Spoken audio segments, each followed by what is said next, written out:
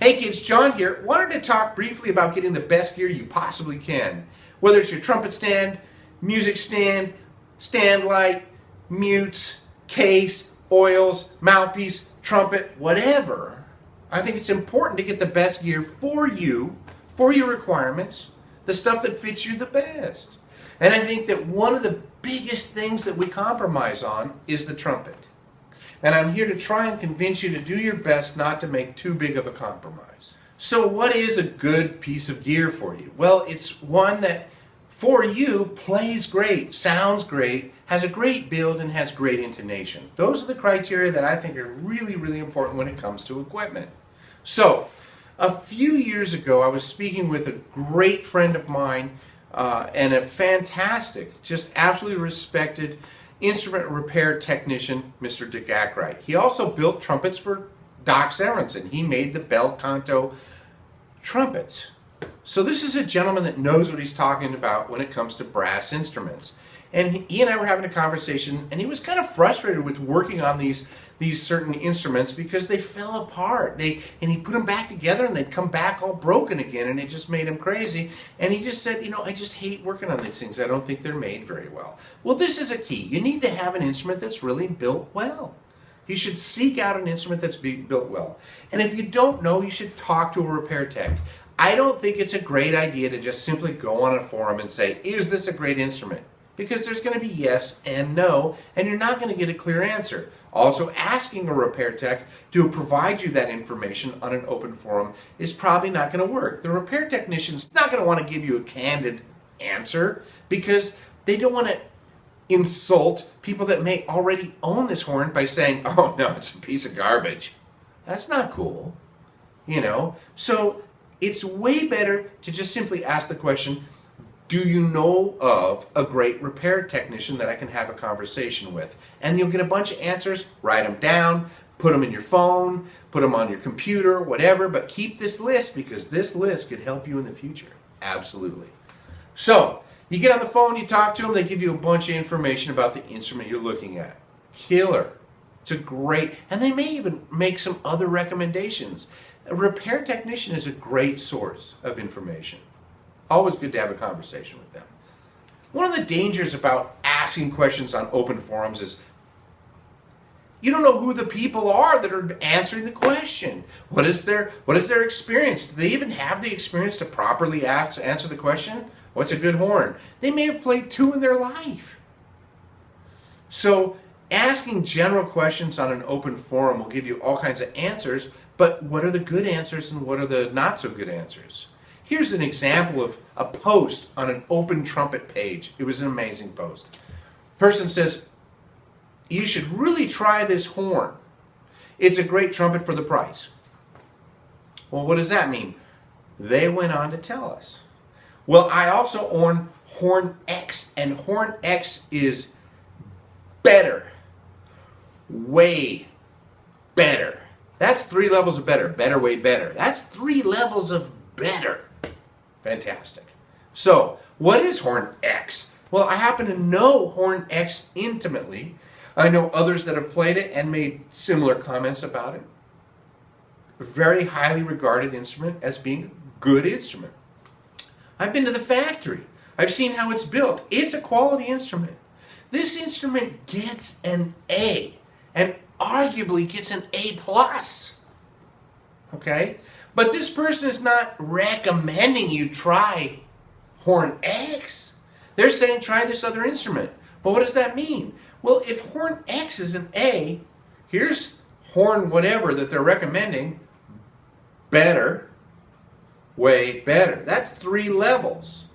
If this is an A, this is a B, this is a C, and recommending you buy a horn that gets a D. I understand that not everybody can afford a professional model horn, that it may be kind of expensive and you're looking for something else. I get that. And there was an interesting question that was posed along these lines in a trumpet forum. And it was asked by the owner of a trumpet company. And I found this an incredibly interesting question. The question was, is the professional model trumpet the best instrument for the amateur player? So what exactly are we suggesting here? Horns for amateurs? By amateurs? Let's examine this further. I'm not a professional driver, but I drive an awful lot of miles. But I don't have a professional license. Should I buy a car that's made by the professional car manufacturers, or should I just buy a car made by some guy that bought a bunch of parts and is putting them together in his shop, in his garage? Is that what I should do? What is a professional trumpet? Well, manufacturers can just stamp professional on anything. I mean, as long as it's got kind of the finger ring here, and you got the finger ring here, and it's a couple of spit valves, and it's got a really beautiful finish, and some nice appointments on the valves, and that must be a professional trumpet. It's not what's on the outside that counts. It's what's on the inside, from there to there, that counts. It's the air column. And the air column determines so many things. What defines a professional model horn is a horn that professionals play and have success playing. It really is. So, amateur, oh my goodness, I hate that term. I think that there's two levels of amateur. I think that there's enthusiasts, which are people that are very engaged in trying to play trumpet really well and are practicing and studying and looking to improve.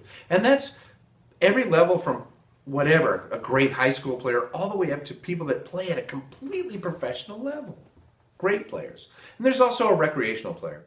So I'm really speaking to enthusiasts, students, and professionals when I say a professional instrument is a great instrument.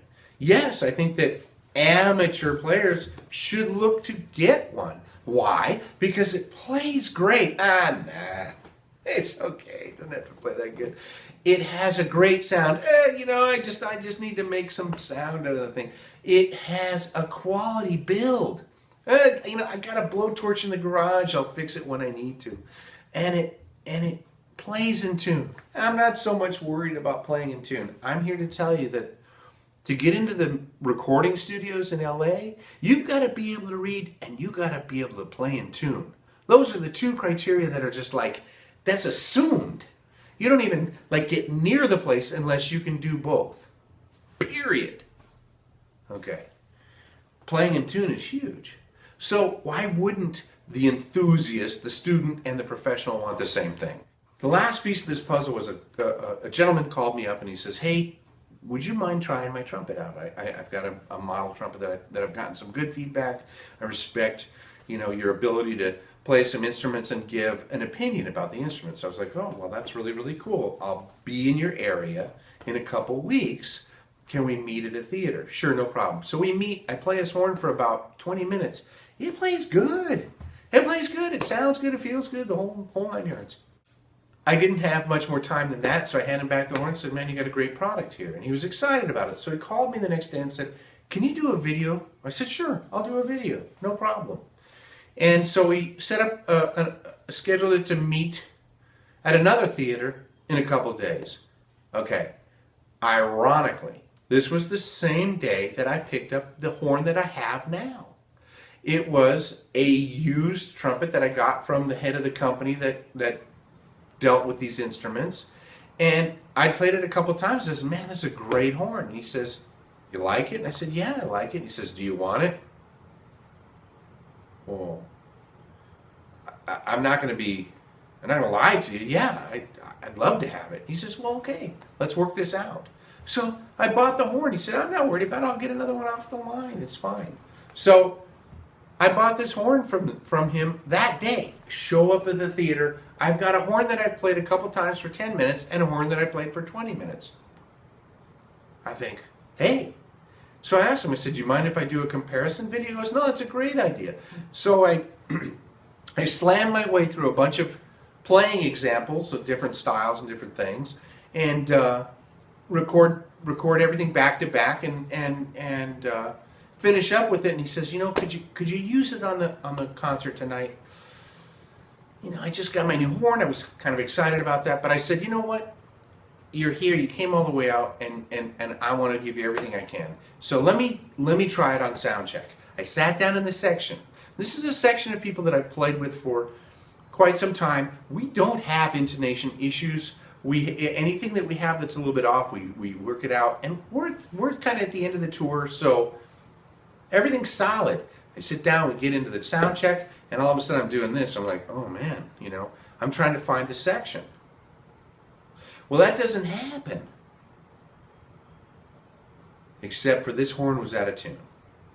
And what was interesting is the section leader, he heard it, and he just went, are you going to use that horn on the concert tonight?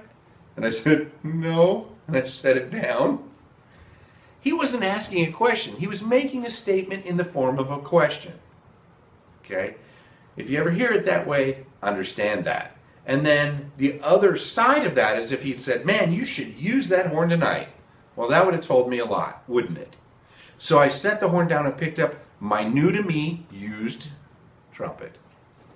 Played it. Intonation problems were gone. The moral of this story is you've got to check intonation. I cannot stress enough intonation.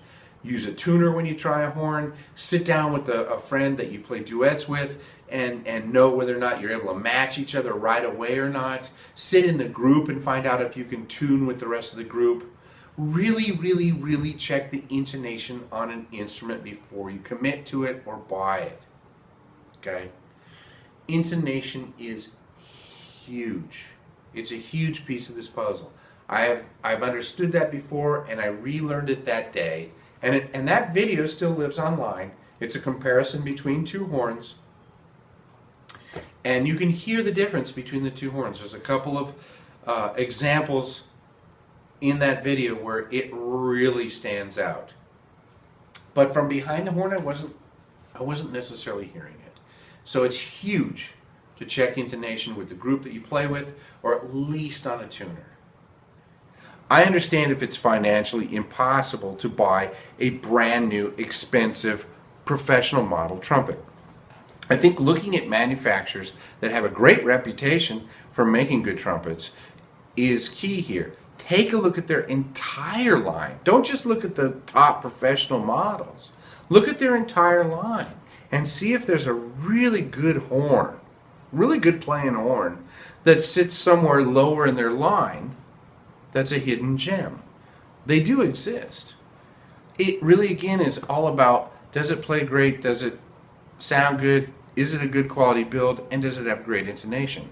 The intonation component is where I really caution the inexpensive brand new trumpets. This is something that you really should check. The intonation and the build quality are two things to really look into. I think that the used market offers some great opportunity. There's some great used professional trumpets out there that play great and have great intonation and have been very much proven to be a solid instrument and stood the test of time. So there's some options out there for finding the best gear you possibly can. I have some criteria on how to find a great trumpet video that I have on my channel. Take a look at that criteria as well. And the combination of the information in this video and that video should arm you with enough information to make a great decision when it comes to finding a really good horn for yourself, no matter what the budget is. I hope this helps. Till next time, take it easy, kids.